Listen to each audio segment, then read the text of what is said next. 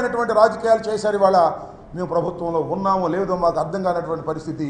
Neutral అపోజిషన్లో కూడా మాకు ఇంతకన్నా బాగా జరిగిందని కూడా మనం చేస్తున్నాం. ఆర్తనాదాలు చేస్తున్నటువంటి వైసీపీ కార్యకర్తలకి పోలీసుల్ని పంపలేని దీన స్థితిలో ఇవాళ మేము ఉన్నాం అభ్యర్థులు అంటే నాకు నిజంగా బాధేస్తుంది, గుండె తరిగిపోతుందని కూడా మనం చేస్తున్నాం. ఇంత దుర్మార్గమైనటువంటి పరిపాలన ఇక్కడ జరిగింది ఈ ఎలక్షన్ కమిషన్ టైంలో అనేది నాకు బాధ.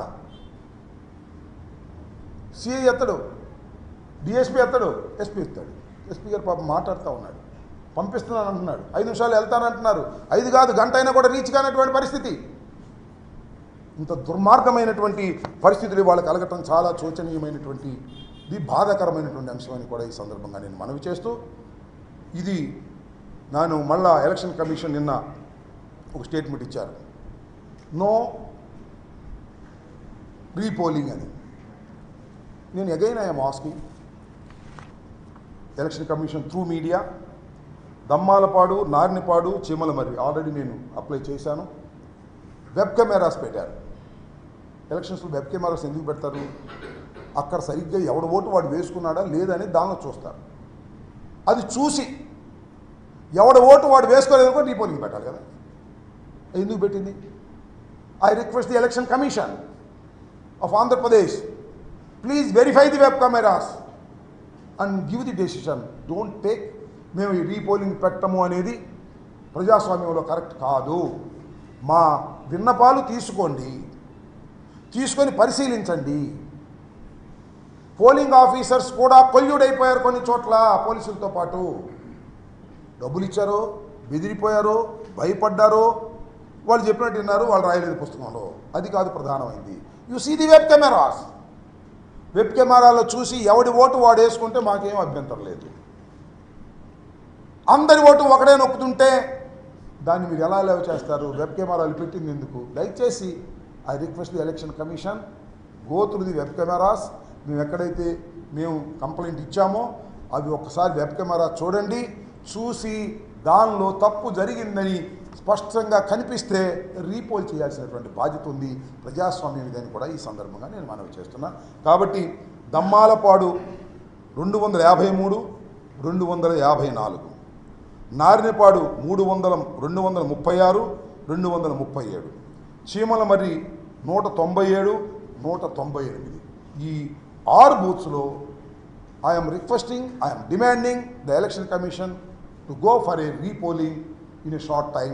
ఇవన్నీ కూడా వెబ్ కెమెరాలు చూసి వాళ్ళకి మీరు రీపోల్ చేసే అవకాశం ఇస్తే ప్రజలు మళ్ళీ నిజంగా తమ ఓటు హక్కును వినియోగించుకుంటారు. ఇక్కడ ఓటు హక్కును వాళ్ళు వినియోగించుకోలేదు, వారి బదులు ఎవరో నా ఓటు వాడు నొక్కేశాడు. ఇది మీరు వెబ్ కెమెరాలో చూస్తే అర్థమవుతుంది. ఇది చాలా న్యాయమైనటువంటి డిమాండు, కోరిక ప్రజాస్వామ్యంలో. కాబట్టి దీన్ని కన్సిడర్ చేయాలని మీ ద్వారా, మీడియా ద్వారా ఎలక్షన్ కమిషన్ కోరుతున్నాను. ఆల్రెడీ ఈ 3 గురించి కూడా డిస్ట్రిక్ట్ ఎలక్షన్ అథారిటీస్కి నేను ఆల్రెడీ రిప్రజెంటేషన్ ఇచ్చాను. ఇవాళ ఈవినింగ్ కూడా స్టేట్ ఎలక్షన్ కమిషన్ని కలవాలనే ప్రయత్నం చేస్తున్నాను, కలుస్తాను. ప్రజాస్వామ్యంలో ఇది అవసరమని ఈ సందర్భంగా నేను మీ ద్వారా వారికి చెప్పదలుచుకున్నాను. ఫైనల్గా ఒకటే చెప్పదలుచుకున్నాను, ఎన్ని జరిగినా, ఎన్ని కుట్రలు చేసినా, ఎన్ని తగాదాలు చేసినా, మైనారిటీస్ మీద, ఎస్సీస్ మీద, బీసీస్ మీద ఎన్ని దాడులు జరిగినా గెలిచేది మాత్రం జగన్మోహన్ రెడ్డి గారే. మళ్ళా పరిపాలన కూడా జగన్మోహన్ రెడ్డి గారే చేస్తారు. మళ్ళా పరిపాలనలో మంచి కార్యక్రమాలు చేస్తారు. మీరు 4వ తారీఖున మీరే చూడబోతున్నారు. రెచ్చిపోయే ఆ మోకలకు చెప్తున్నాను, జగన్మోహన్ రెడ్డి గారే మళ్ళా ముఖ్యమంత్రి. బ్రహ్మరుద్రాదులేకమైన చంద్రబాబు ముఖ్యమంత్రి కాలేడు. ఎందుకంటే చంద్రబాబు మోసగాడు. చంద్రబాబు చెప్పింది ఏ పని చేయలేదు. 14 సంవత్సరాలు చంద్రబాబు ప్రజల్ని మోసం చేశాడు. మేనిఫెస్టో పెట్టి మేనిఫెస్టోలో మోసం చేశాడు, ఒక్కటి కూడా చేయలేదు. నేను అందుకే చాలా సందర్భాల్లో చెప్తున్నా, ఇచ్చిన ప్రతి మాటను నిలబెట్టుకున్న మొనగాడు జగన్మోహన్ రెడ్డి. ఇచ్చిన ప్రతి మాటను చెత్తబుట్టలో వేసిన మోసగాడు చంద్రబాబు నాయుడు. కాబట్టి గుర్తుపెట్టుకోండి, మోసగాన్ని గెలిపిస్తారా, మొనగాన్ని గెలిపిస్తారో ప్రజలు ఆల్రెడీ బాక్సుల్లో ఓట్లు వేశారు, చూస్తారు. మొనగాడే ఈ రాష్ట్రంలో గెలవబోతున్నాడు. మళ్ళా ఆ మొనగాడే మళ్ళా పరిపాలన చేయబోతున్నాడు. మళ్ళా మొనగాడే అభివృద్ధి కార్యక్రమాలను సంక్షేమ కార్యక్రమాలను ప్రజలకు అందించబోతున్నాడు. 4వ తారీఖు 12 గంటలకు మీరందరూ చూడబోతున్నారని కూడా ఈ సందర్భంగా తెలియపరుస్తున్నాను.